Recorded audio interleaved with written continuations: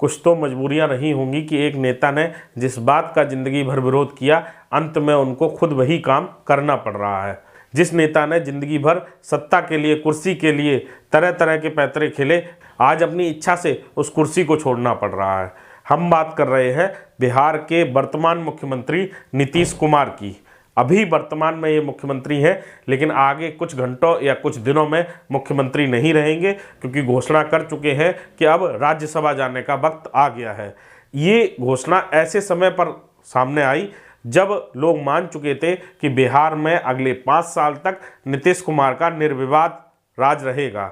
जिस तरह से 3 महीने पहले बीजेपी और जेडीयू के संगठन ने प्रचंड बहुमत पाया था, नीतीश कुमार की ताजपोशी तय थी। हालांकि कई ज्योतिषी और कई ऐसे लोग थे जो कयास लगा रहे थे। इवन प्रशांत किशोर, जो बहुत बड़े रणनीतिकार माने जाते हैं, उन्होंने भी कयास लगाए थे, बल्कि हाथ से लिख के दिया था एक चैनल पर कि नीतीश कुमार अगले मुख्यमंत्री नहीं होंगे। लेकिन सभी कयासों को फेल करते हुए 3 महीने पहले नीतीश कुमार की ताजपोशी हुई और बहुत बड़े बहुमत से हुई। माना जा रहा था कि अगले 5 साल तक नीतीश कुमार के राज पर कोई संकट नहीं आने वाला है। लेकिन 3 महीने बाद ही राज्यसभा जाने की सूचना जैसे ही नीतीश कुमार ने दी, पूरे देश की राजनीति में भूचाल आ गया।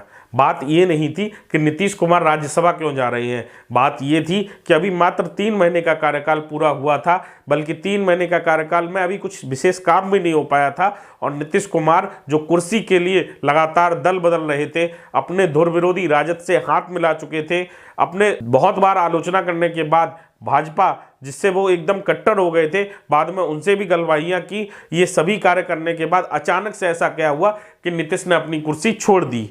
नीतीश कुमार कुर्सी छोड़ के अब राज्यसभा जा रहे हैं। कुछ लोग कयास लगा रहे हैं कि केंद्र की सरकार में उनको केंद्रीय मंत्री के तौर पर या बड़ी भूमिका के तौर पर देखा जाना है। नीतीश कुमार ने अपना जो कारण बताया राज्यसभा जाने का, उन्होंने कहा उनको इच्छा है कि वो लोकसभा में नेतृत्व कर चुके हैं, विधान परिषद में नेतृत्व कर चुके हैं, विधानसभा में नेतृत्व लगातार कर रहे हैं। अब एक सदन बचा है जहां अभी तक वो नहीं गए हैं, तो राज्यसभा जाकर वह चाह रहे हैं वह उन नेताओं में शुमार हो पाए जो देश के राजनीति में राज्य और केंद्र स्तर पर स्थित चारों सदनों के सदस्य रह चुके हैं। हालांकि ये बहुत बड़ा कारण नहीं है, क्योंकि एक राज्यसभा का सदस्य होना और एक प्रदेश का मुख्यमंत्री होना, दोनों में अपने अलग महत्व है। और उनमें से मुख्यमंत्री होना कहीं ज्यादा वजूद वाला पद माना जाता है। उस वजूद वाले पद को छोड़कर नीतीश कुमार अब दिल्ली की ओर रुख कर रहे हैं। प्रश्न ये है कि ऐसा क्यों हुआ है? इसके पीछे या तो नीतीश का रणनीति है या बीजेपी का दबाव है।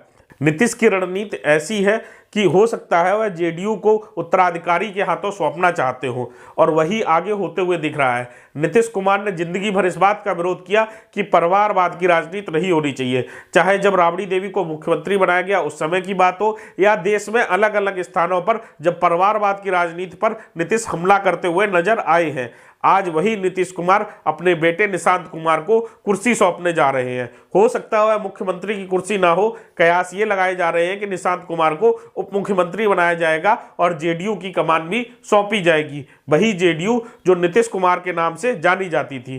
क्या निशांत कुमार उस जेडीयू को संभाल पाएंगे? क्या निशांत कुमार 20 साल का जो सुशासन बाबू का राज रहा है उसके जवाब में कुछ कर पाएंगे? उनके उत्तराधिकारी बनने लायक ऐसा कोई काम कर पाएंगे जो जनता जैसे नीतीश को प्यार करती है वैसे निशांत कुमार को प्यार करे? ये सब तो भविष्य के गर्त में छुपा हुआ है, लेकिन ये बहुत बड़ी मजबूरी होगी कि एक ऐसा नेता जिसने जिंदगी भर परिवारवाद की राजनीति पर प्रहार किया, आज अपनी पार्टी को और अपने पद को परिवार में ही सौंपने पर वापस आ गया है। कुछ राजनीतिक रणनीतिकार कहते हैं कि अगर नीतीश कुमार ने निशांत कुमार को ये कमान नहीं सौंपी तो आगे चलकर जेडीयू का नामो निशान खत्म हो जाएगा। जेडीयू में अगर किसी दूसरे नेता को कमान सौंप दी गई, या 2 उप मुख्यमंत्री के फार्मूले में भी अगर जेडीयू ने 2 उप मुख्यमंत्री बना दिए, तो कहीं ना कहीं जो दूसरा व्यक्ति होगा वो निशांत कुमार को ओवरकम कर जाएगा। कारण वही है कि निशांत कुमार का अभी तक राजनीति में कोई अनुभव नहीं रहा है, और राजनीति में जो सबसे बड़ी पूंजी है वह अनुभव ही है। तो अनुभव नहीं है, उस दौरान में नीतीश कुमार कैसे अपने बेटे को गाइड कर पाएंगे, कैसे उनको बिहार का चेहरा बना पाएंगे, या फिर वैसे ही हो जाएंगे जैसे लालू यादव ने तेजस्वी को चेहरा बनाया, उप मुख्यमंत्री तक बनवा दिया, लेकिन उसके बावजूद जो लालू की पहचान आज बिहार में है उसको तेजस्वी कहीं भी पाते हुए नहीं दिख रहे हैं। निशांत कुमार का भविष्य क्या होगा ये डिपेंड करेगा उनकी अपनी प्रतिभा पर और नीतीश कुमार की अगली रणनीति पर।